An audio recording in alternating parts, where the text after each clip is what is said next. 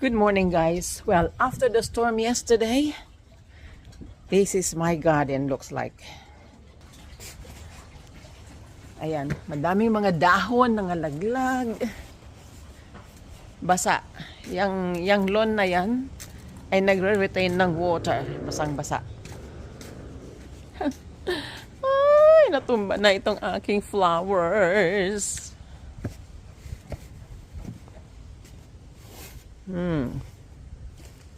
Oh, wow. Ang aking kalabasa. Big na siya. At meron pa doon. Nice. At may flower dito. It looks like it's a female. It's going to be a kalabasa. Right. Sana hindi siya mabulok. Ang aking mga okra natumba. Ang aking kamatis. Malakas kasi talaga ang hangin. Kahapon. O yan. Ala. May nalaglag na sayote. Ayan. Tinitira na ni Rusty. Rusty found a choco. Because of the wind. Yeah. Come here.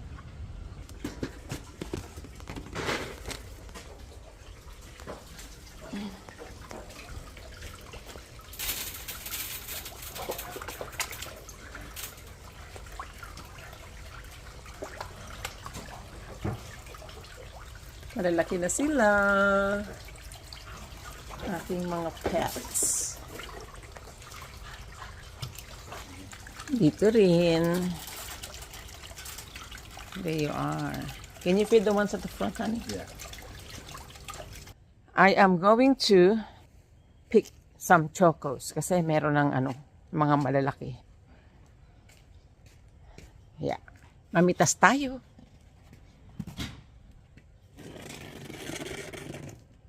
Naku, maabot ko kaya.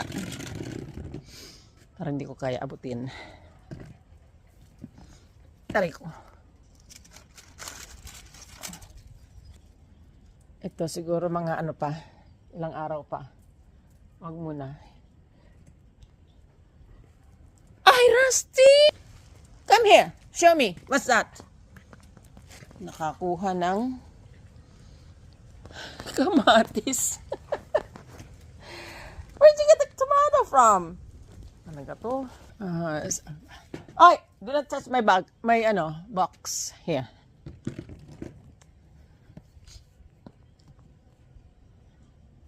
Ay! Ito. Yan, kasi malaki na siya.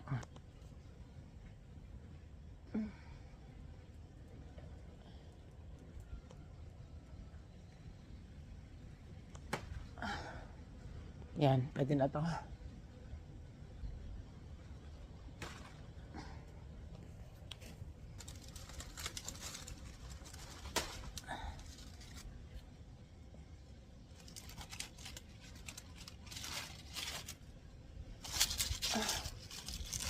Ay, sa wakas.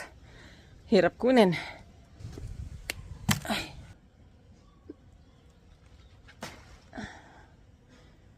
Beautiful. Madami sila, kaya lang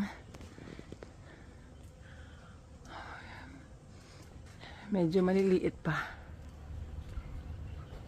Bubuyog, oh. Marami sila. Maraming bubuyog. Very good. Ayun, may nagtatago. Ayan, oh. Mataas!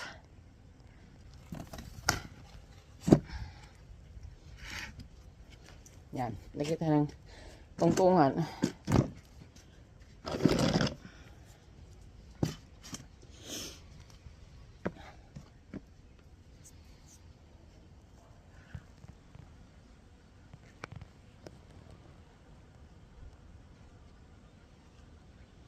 Taas.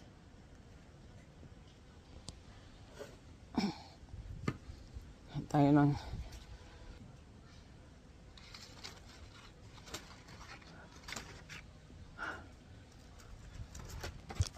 Ayan, nalaglag. Yeah.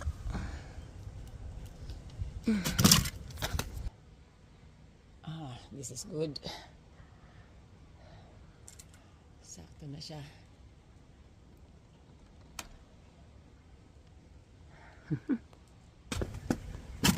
Kalain mo yun? 2, 4, 6, 8. Walo na. Marami pa talaga. Pero medyo maliliit pa. Pwede na pilitin. Lutuin. Pero palakihin muna natin. Ang biyanan ko, mas gusto niya yan, yung medyo maliliit kasi matatamis daw. Ang daming bees.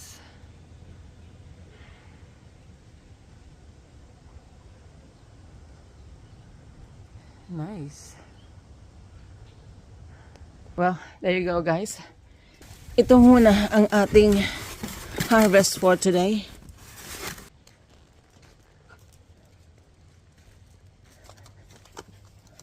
Ay, meron pa lang mga Baguio beans.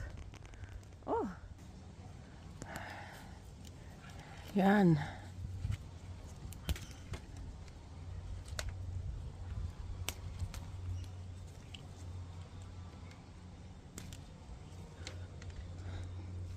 Ito maganda kasi marami siya mamunga. Magandang itanim.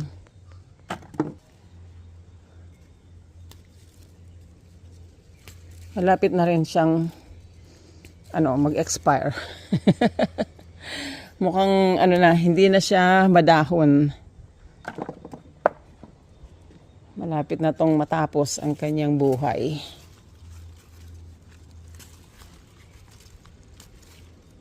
Here, Rusty. Nakain talaga ni Rusty kahit ano.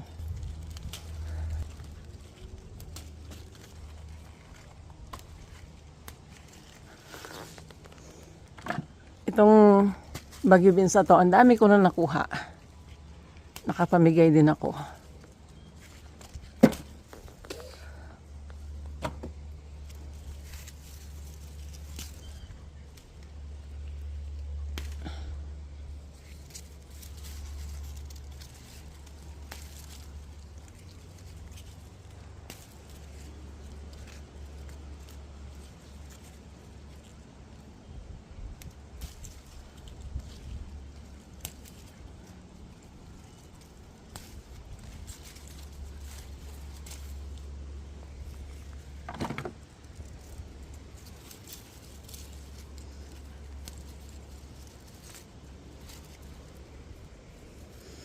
Wala, nakakalbo na siya, oh. Malapit na tong, mamatay.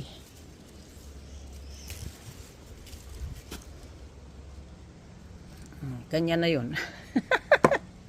Nalaglag. Ganyan sila, nakaabang sila sa akin kapag ako'y nag-harvest. Nakaabang na yan sila. Wow, dami pa na dito sa baba.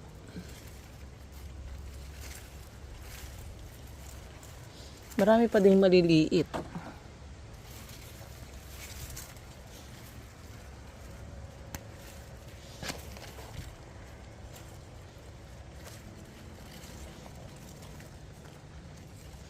Ito medyo bata pa, pero kunin na natin.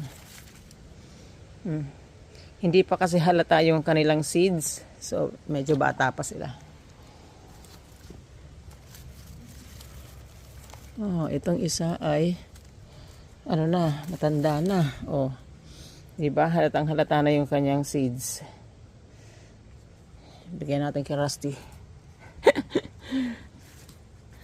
Listo.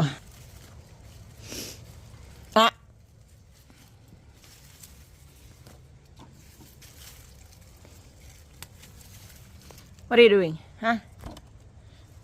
What are you doing? Itong aking saluyot ay namunga na.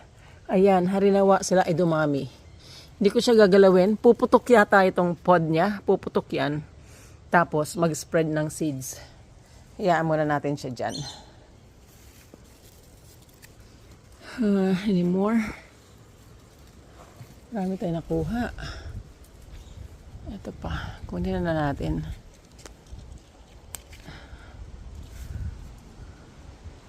Itong kagandahan sa ganitong klaseng pananim, marami siyang mamunga. Hindi kagaya ng okra, pa isa-isa.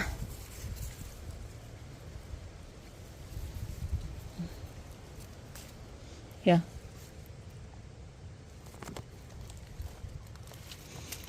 Kagandahan sa mga alaga namin tong mga aso ay pag sinabi mong no, hindi sila gagalaw. Hindi nila gagalawin. Sumusunod sila. Yeah. Bilis talaga si Rusty. Si Rusty lang medyo pasaway. Kunin na natin itong maliliit na.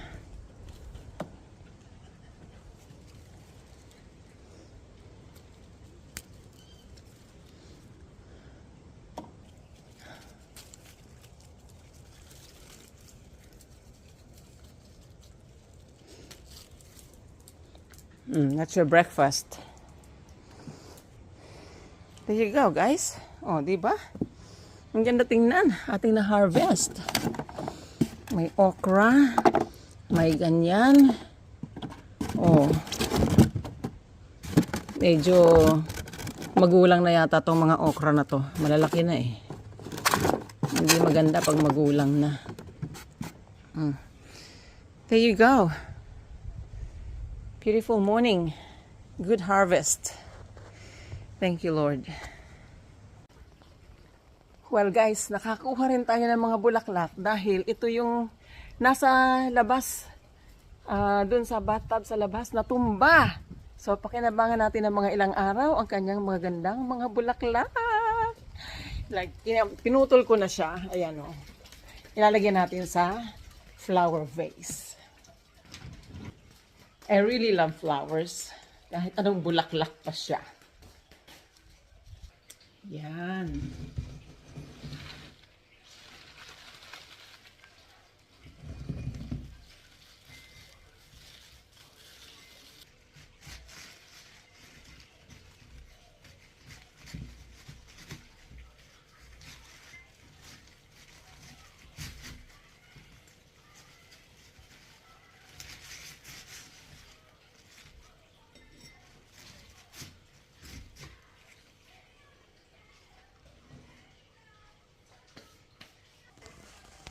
There you are, guys. Diba? Maganda. Mga ilang araw yan. 3, 2, okay na. O, diba? At least hindi lang siya basta nalanta sa labas. Beautiful!